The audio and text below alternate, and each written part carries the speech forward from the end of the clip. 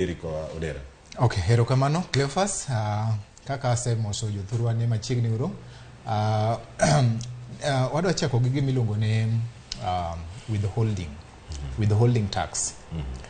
Tiende niya, ka digital creator kaka koro Erick Omondi ma wan go kanyo oloso tuke moro moketo e mbui kaeto tuke no ousore, koro winjo be ni chule.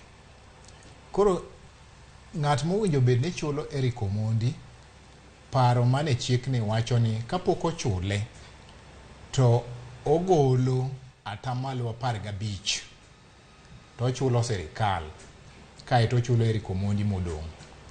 Tiende ni withholding tiende ni withhold ka wuodh matin imi serikal okidongo imi serikal kaeto imi modong'.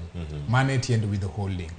To withholding ni oko chakore sani. Withholding tax osebedo nitiere gik moko ma kitimo ti withhold. Chik dwaro ni kichulo ti withhold, kichulo ti withhold.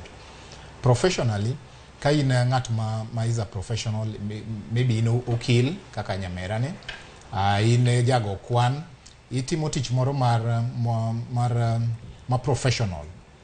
Idwaro ni kapok ichulo ng'at ma professional mutiyo ni tich moro amora, to kichule pesa moingo Sh24,000 ti withhold 5%.